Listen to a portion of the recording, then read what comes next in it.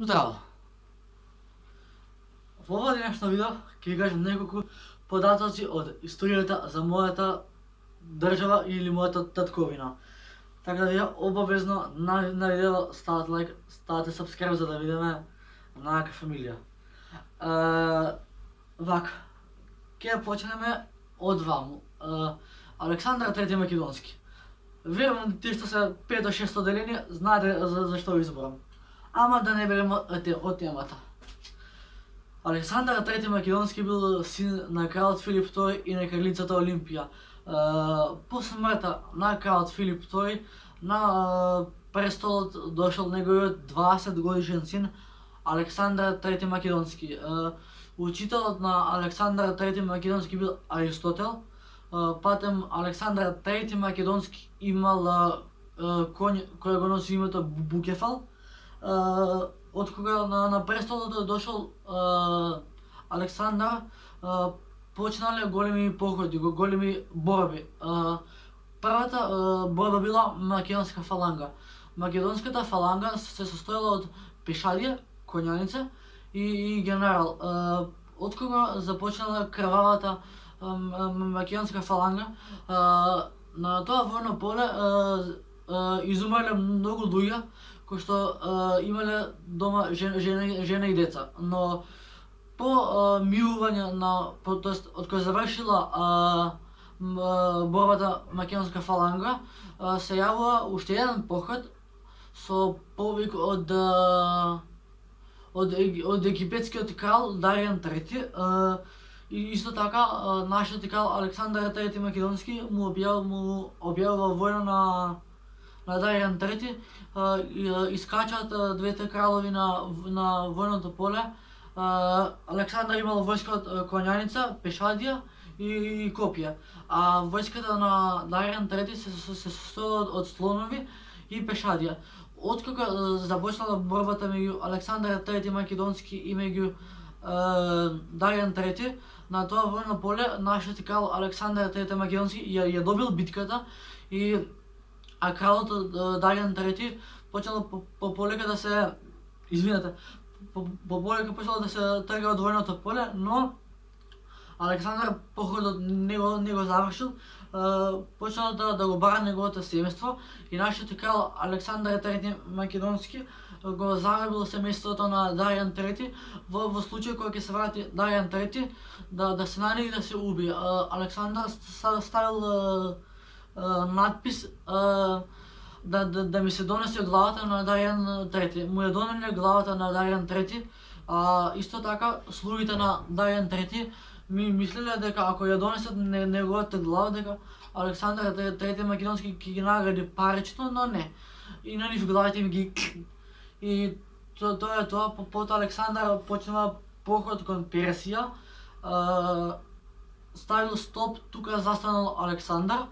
Потоа Александар оди во Египет, зема жена египјанка, неговите војници ги жени за персијанки, а по некој период кралот Александар добива маларија, умира и до ден денес не се знае каде му е почевалиштето. Ама да не бегаме толку далеку, еве ќе фатиме тема за цар Самуил. Цар Самуил бил цар од кога на планината Беласица дошол неговиот противник и противникот на царот Самуил ги заробил неговите 110.000 војници на планината Беласица и наредбата била на секој војник да му се издадат двете очи, а на секој 100 по едно. По таа информација која е случила царот Самуил добива срцев напад и починува. Да идеме нешто по-ново. Гоце Делчев. Гоце Делчев е седмо дете во фамилијата. Неговиот татко Никола и неговата мајка Султана, кој неговиот татко Никола бил многу строг и сакал неговиот син да ја наследи неговата професија, но по кратко време и со татков благослов Гоце Делчев бил испратен да се школува во Софија. Од Софија му се има доделено свидетелство за завршено образование. Но кога студирал во Софија, турските власти го пронашле книги, револуционерни книги, бидејќи Гоце Делчев водел така наречен Македонска револуционерна организација, ТМРО, била формирана од 5 учители и 20 доктори. Потоа, кога започнува војната со Аскерот, на војното поле во Крушево, загинува Гоце Делчев од страна на турскиот аскер. Откако загребале пушките на турците, турскиот аскер, целата дружина на Гоце Делчев му ја биеле, ама Гоце Делчев го раниле и тој почина на 4 мај 1903 година во Крушево, и неговото почивалиште се наоѓа во црквата на кај Скопско кале. Ајде да не верам толку темата, ќе кажеме нешто по-ново. Нашиот, тоест мотото на сите тие стари херои било сега речеме за Македонија. Еве, нема да бегам толку далеку од Гоце Делчев и Александар Македонски. Интересно, еве, ќе кажам два збора за Гемиџи. Нивни водеч бил Јордан Пападанов Орцата. Нивното мото било сега речеме за Македонија. Или пак сакате да ви раскажам уште многу работи од историјата за Македонија. Или па вие ништо не сте научиле историја.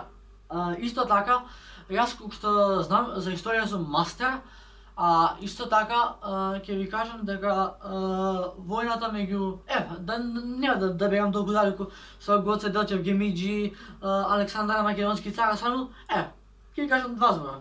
2001 година војната меѓу албанците и македонците.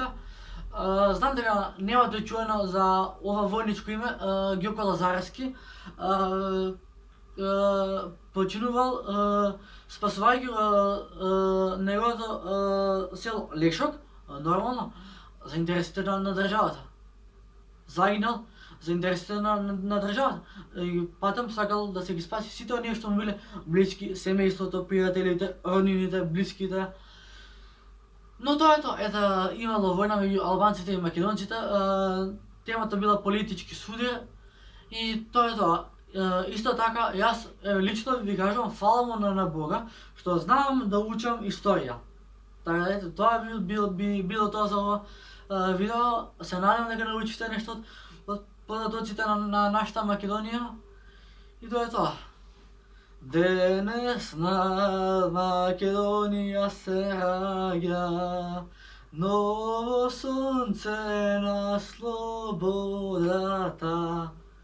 Македонците се борат за своите правдини.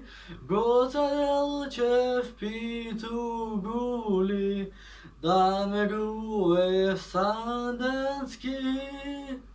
Нови песни, нови вестници, одново сега знамето се вее на Грушевската република.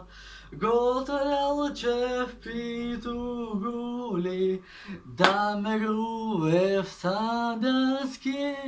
Македонија слободно, слободно живее. Тоа би било тоа за видео. Ставете лайк, ставете subscribe за да видиме фамилија Ноставни. Ето, ви кажав неколку податоци од историјата на Македонија.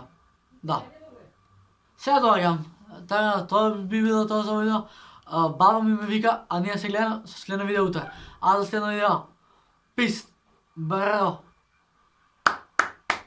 Македонија ми е татковина и тоа не се менја. За мене не постои Северна Македонија. Значи, никогаш Северна, само Македонија. А чао.